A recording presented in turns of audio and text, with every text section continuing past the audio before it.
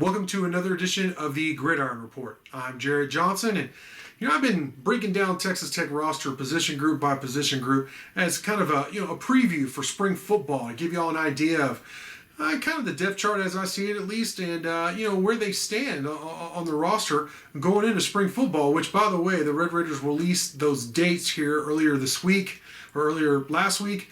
That basically it begins March 15th and culminates with the spring game on April 17th. There is no spring break at Texas Tech this year. Sorry, students out there and players.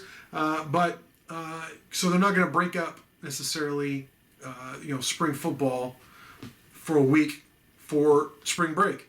So that's nice. And, I think everyone is optimistic that they're going to have spring football. So far, I've done quarterbacks, running backs, and receivers, both inside and outside. So now I'm going to do tight ends. And this is a really interesting position right now at Texas Tech because, all right, so Coach David Yost, the offensive coordinator, was brought in with David Wells, and the last 2 years has been the offensive coordinator, and he's run exclusively, 99% of the time, 11 personnel, which one running back, one tight end, three receivers.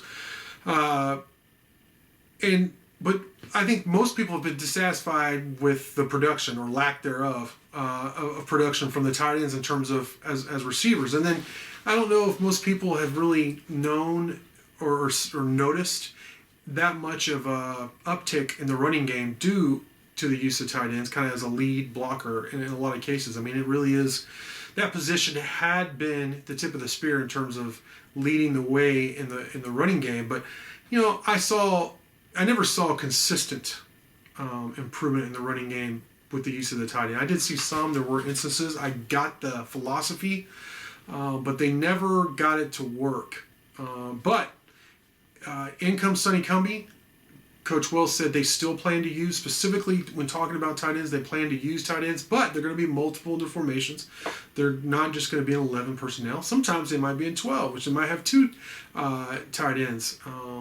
They're going to do all kinds of different formations. Like I said, they're going to be multiple, but tight ends are going to be utilized. And they have 5'10" tight ends on the roster, so they kind of have to, right? I mean, you can't just have that dead space where if you don't use a tight end where they just play special teams or something. They brought in some talented guys. One guy they bring back, and he's kind of controversial because I like him. He's shown flashes. I mean, he had like a 75-yard touchdown, a big one last year. But he didn't do anything consistently as a receiver, and that's Travis Koontz. He's a former 4-star junior college addition. A couple years ago, this will be his third year in the program. He returns for his senior season. I think he can do some good things. I think Sonny Cumbie could really use him. I think he can be a good receiver. He's a big dude. I want to get his exact measurements for you here. He is listed at 6'5", 255 pounds, and he can run. The guy has wheels for that size. So, he's a legitimate big target for you. So hopefully he can really transform into that, a consistent one for Texas Tech this season. And he needs to improve in blocking because it was hit or miss. Sometimes he was really good and sometimes not so much. Another guy, a returning veteran, is Jason Lloyd.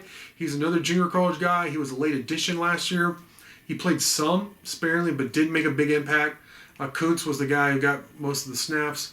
But Lloyd did get some seasoning. He does have a little bit of size to him, 6'4", 240. He's a guy that I definitely can see playing some, but I don't ever see him necessarily being featured as a receiver in your offense. But I'm glad he's on the roster. He definitely has depth, and like I said, he has some seasoning at the Power 5 level. The next guy is a wild card, John Holcomb. He was a freshman last year. He played some. I like him. I like his potential, but he dropped way too many passes. He wasn't physical enough, either as a receiver in traffic or in the running game. But, asking a guy from a small school to jump into at the Power 5 level and play immediately as a true freshman is a big ask. And I think he's capable, after a year in the program and all that, of making some plays for you. So I wouldn't be surprised if he's the leading receiver at tight end for Texas Tech this year, John Holcomb. All right. I want to give you his measurements. He's listed right now at 6'5", 220. He needs to get a little bigger. That's flat out. He needs to be more like 230 at least. But if he can add some weight and retain his speed and athleticism and start holding on to that football in traffic, I think he'll be the leading receiver at tight end, even over Koontz, which is saying something. I think most people would disagree with that, but we'll see. I think they want him to be a receiving threat for them at tight end.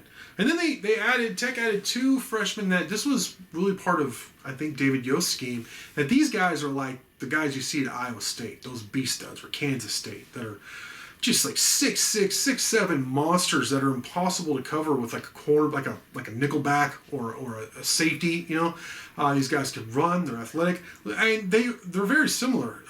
Jed Castles and Mason Tharp, right? Both are listed. Let's see. Jed Castles is listed as 6'7", 225. They need to add weight on him. That's what they're on campus right now. By the way, these freshmen, they're midterm enrollees. I mentioned in earlier videos, Bear Morton, quarterback, Jarret Bradley, receiver. All 4 of those guys are the 4 high school midterm enrollees working out with head strength coach David Scholes and his team right now, getting ready for spring ball, like I said, which starts March 15th. I think all 4 of those guys have a chance to play early, obviously Bear Morton, but I think these tight ends can too. Like I said, like this size, 6'7", 225, and Jed Castles played Wichita Falls Rider, at least as a junior. He played a lot split out at wide receiver and was a big time like back shoulder fade kind of guy. He put up some big numbers for a Rider. He's a real athlete, coach's son, all that. And Mason Tharp, listen to this. Kind of looking close at this like an old man, making sure 6'8", 230. I knew he was about 6'7", but he's listed on Tech's roster, and their football roster is pretty accurate. Their basketball roster tries to understate it, actually. They list him shorter, which is I always found kind of funny. But Tech's football roster is pretty accurate. 6'8", 230. And these are recently added heights and weights, and updated roster. So you have 2 really big targets there in these young freshmen. So if they could come on, they might take some snaps from those older guys now, because these guys are highly rated, highly coveted guys who had multiple Power 5 offers and chose the Red Raiders because they'd be utilized in the scheme. So let's see them utilize them, right? I think everybody is tired of hearing that. They want to see it happen. I do too. We'll see how they're implemented in the spring. They're going to be there taking part of it. I can't wait. So up next, we'll have the offensive line, which I think a lot of people are waiting to hear about. But with that, I want to thank you for watching, and until next time.